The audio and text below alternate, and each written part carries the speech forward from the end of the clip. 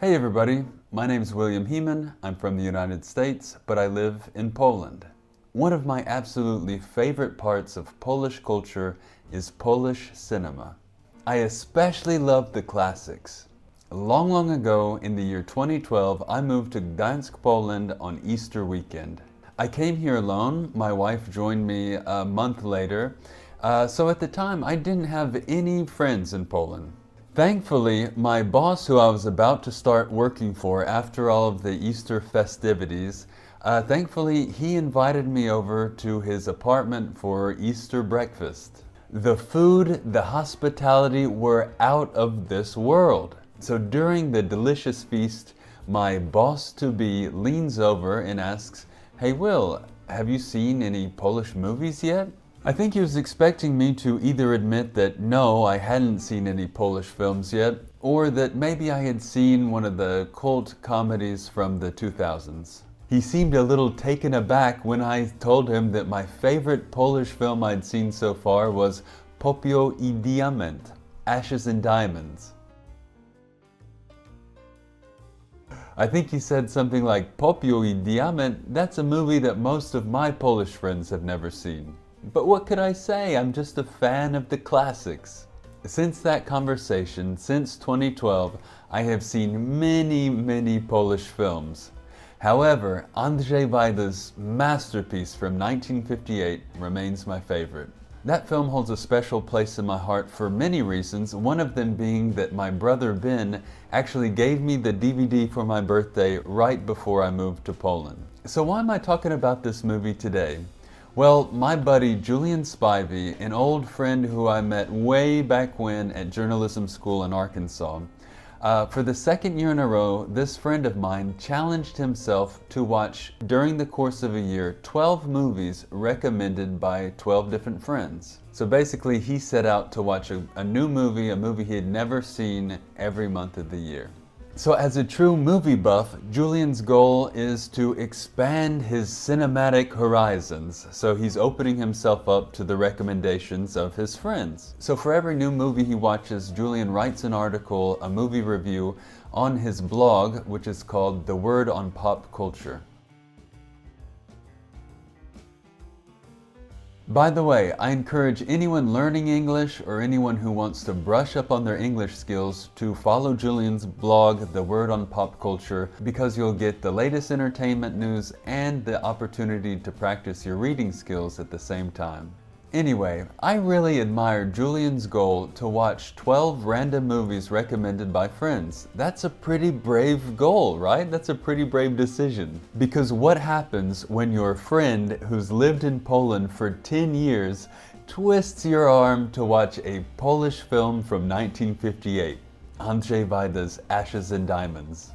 That's right, I couldn't help myself. I had to ask, I had to beg Julian to please watch this, my favorite Polish film. Thankfully, Julian agreed. As it turns out, he's also a fan of cinema classics. So even though Julian and I have this shared love of classic film, Julian does tend to stick to English language films only, for the most part. So I knew this would kind of be putting him outside of his comfort zone. But I really appreciate him giving this film a chance, and yeah, I waited with bated breath for September, the month that he was set to watch Andrzej Wajda's Ashes and Diamonds. So first things first, I'm going to read y'all Julian's review of Ashes and Diamonds, and then we're going to get to meet with Julian to hear a little more of his thoughts after watching his first ever Polish film in the Polish language. Okay, so here we go with Julian's review. I'm going to be reading it on my phone.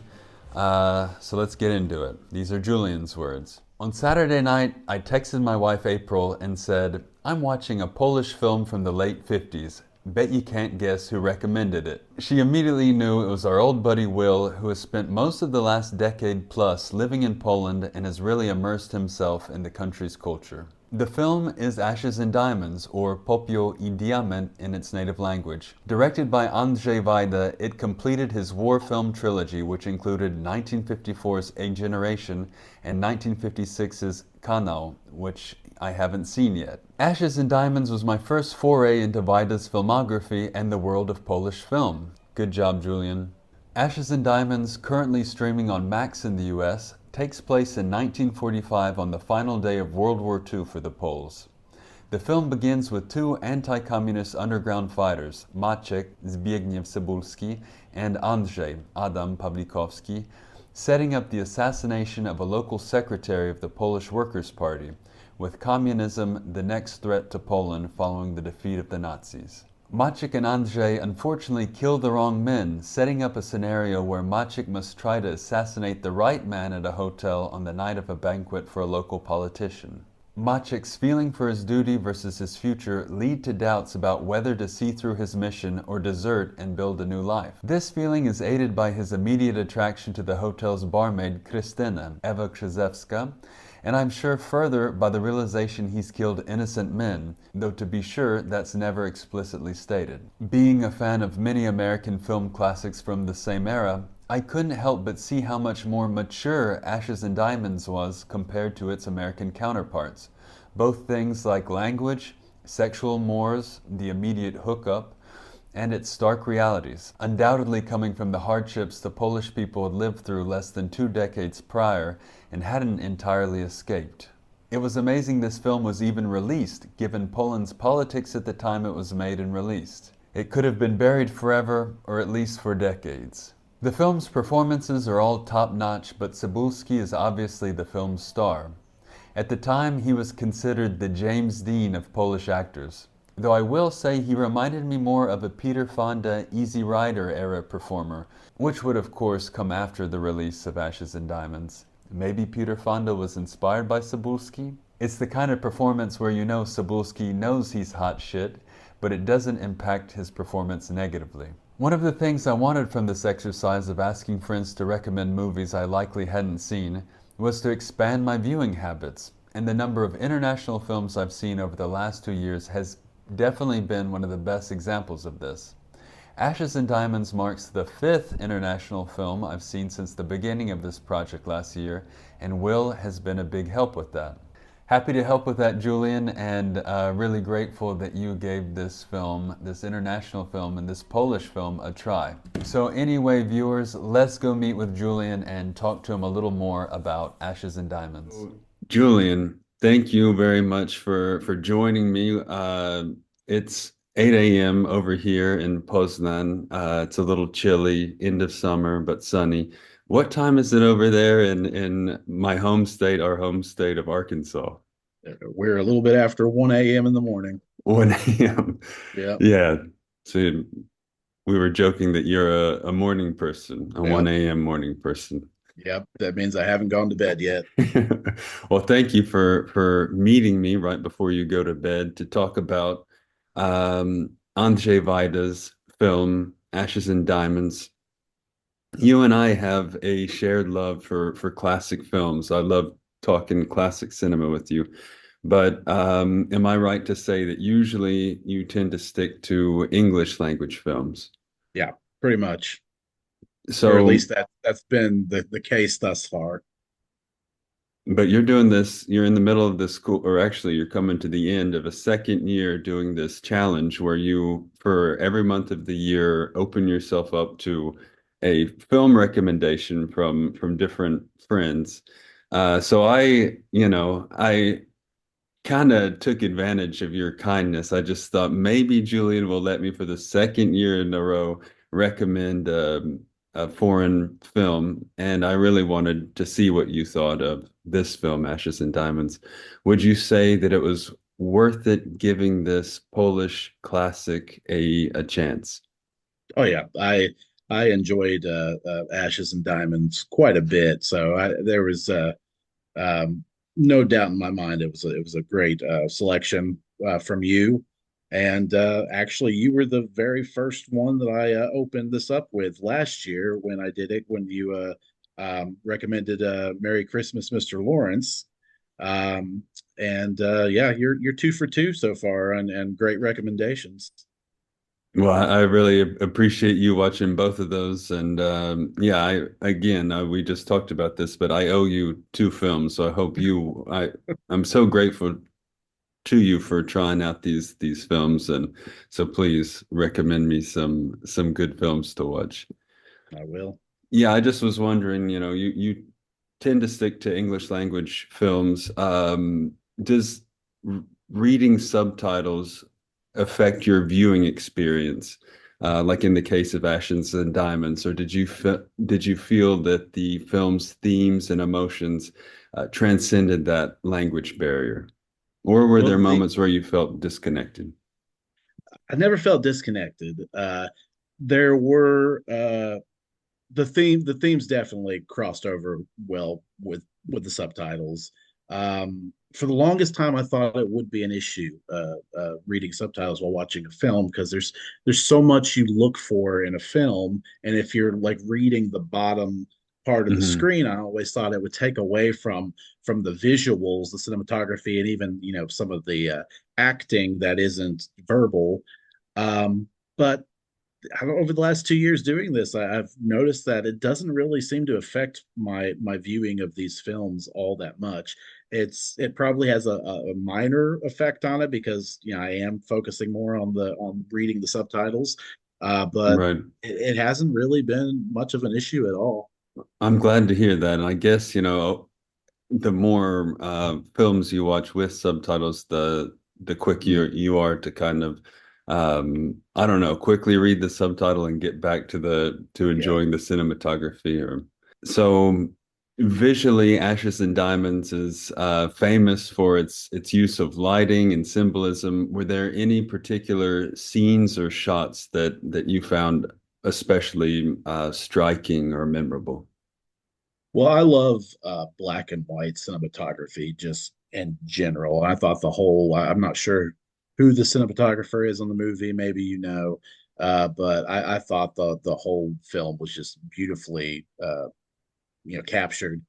Um, Symbolism wise, I know it's kind of cliche, but there's the image of the battered and upside down crucifix Hmm. when Maciek and Christina are at the church, maybe a little bit past midway through the film, and it kind of really hits home the nihilism of what they're going through in Poland after the basically at the end of World War II, where they're kind of seeing one group of fascists defeated, but they're also having to deal with a new group of fascists.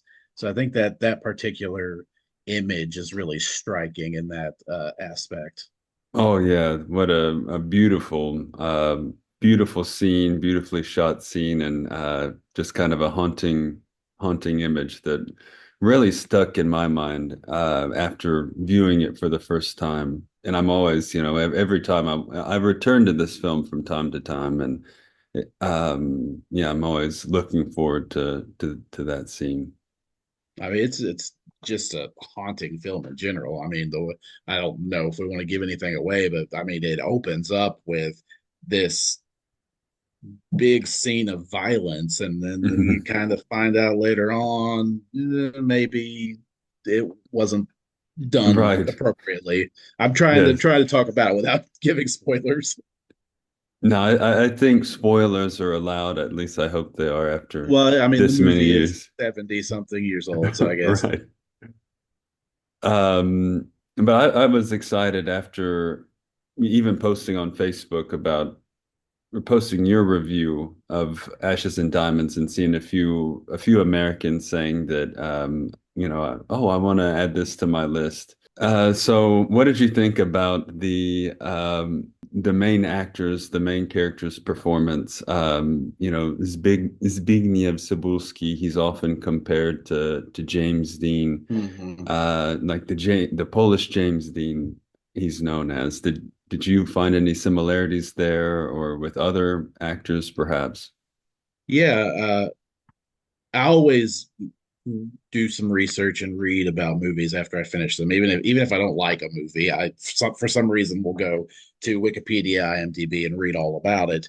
And I was interested to see that a lot of people compared Cebulski to James Dean at the time.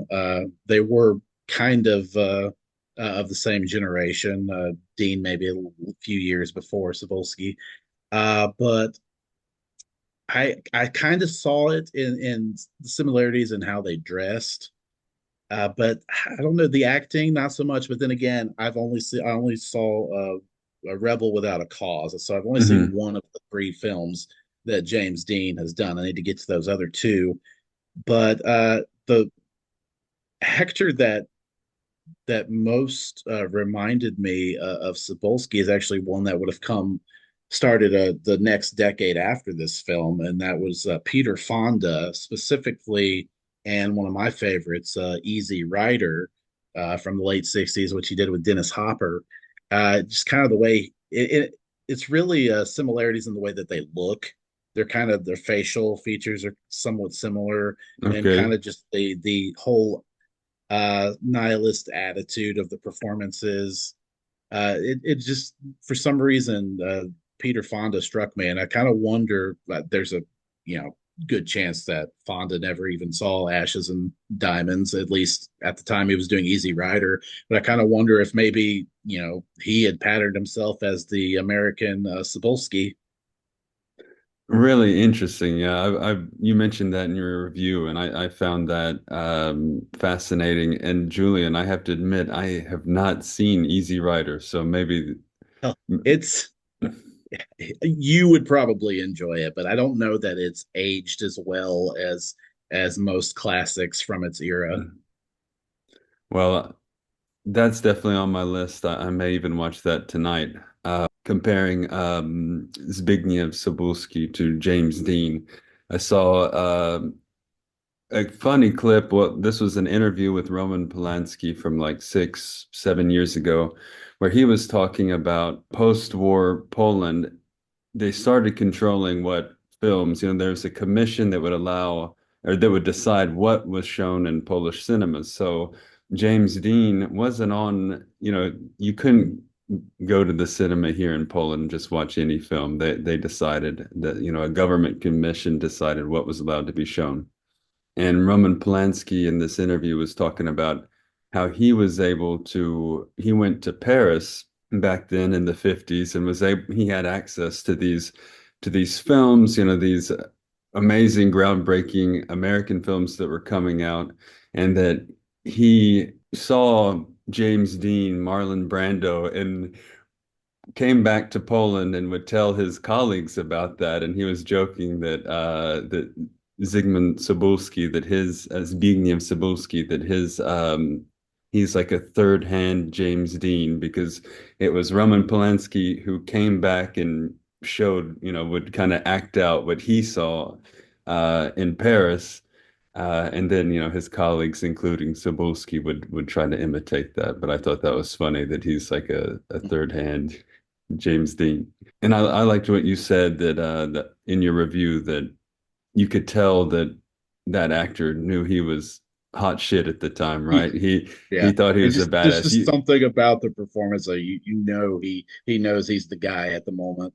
It totally makes sense. I'd never thought about that before, but even just before our talk today, watching a few scenes from Ashes and Diamonds and watching his performance, it's so true. Yeah. Well, you were mentioning kind of the commission that would choose Hmm. what people in Poland at the time would see. And from my reading after watching Ashes and Diamonds is that it's truly a miracle that this film was even released at the time it was, Right. because it's kind of more of a anti-communist thing, and they were kind of controlled by the Soviets at the time, and really it seemed like if it wasn't for the author of the novel that this movie was kind of pieced from, that if they didn't really have his support, that this thing probably never would have been released at all. It just would have been filmed and maybe lost forever.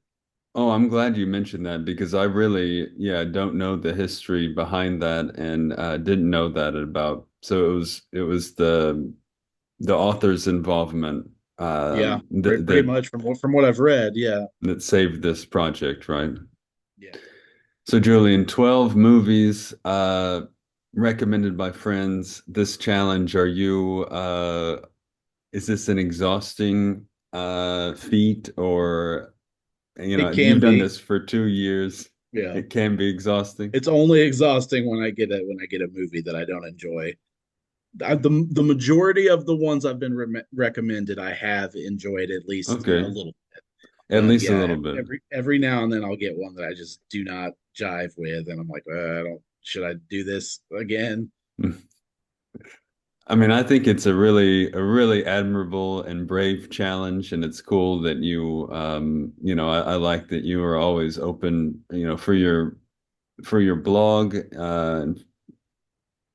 You're always open to trying new television shows, Hmm. new films, and in this way, you've opened yourself up to recommendations by friends. Yeah, I would like to try this out sometime. 12 movie challenge. Last question, Julian. Can you name some of your favorite films of all time? Oh yeah. We'll start with the one that would frequently top my list, which is Alfred Hitchcock's Rear Window. He's probably my all-time favorite director. James Stewart is without a doubt my all-time favorite actor. So just the two of them together. They did a few movies, but that was probably the best of them. Although a lot of people would say Vertigo is better, but I have Rear Window ranked a little bit ahead of that. Um, Sidney Lumet's 12 Angry Men, Henry Fonda, another one of my all-time favorite actors. The ultimate courtroom, even though it's more of the juror's room movie. Um, and then you Another get more, classic that I have yeah. not seen. Oh So, man. Well, yeah. I'm thinking your two movies are gonna have to be 12 Angry Men and Field of Dreams. Okay, 12 Angry Men, Field of Dreams, and we'll throw an Easy Rider too. So, There you go. Yeah. Some modern movies that I absolutely love. Jonathan Demme's The Silence of the Lambs. Uh, in the Heat uh, of the Night. oh yeah, Norman Jewison's '60s film with Sidney Poitier and Rod Steiger. I love that film. incredible. I mean, I could go on and on. When Mr. Smith goes to Washington. It's been 20 years since I've seen that or more, so I need to watch that again. And I'm with you. Alfred Hitchcock is my favorite director. And lately, it's hard for me with Hitchcock to name my favorite, but the one I watch the most, which must be my personal favorite. I don't know if it's the best, but North by Northwest. I just Mhm. love. I love that film, Rear Window. I also frequently watch, but some of those, and lately, for the past few years, I've noticed that, and I always go back to Hitchcock. I can watch those films, yeah, forever. But I've been going back in time with Hitchcock to the 30s films.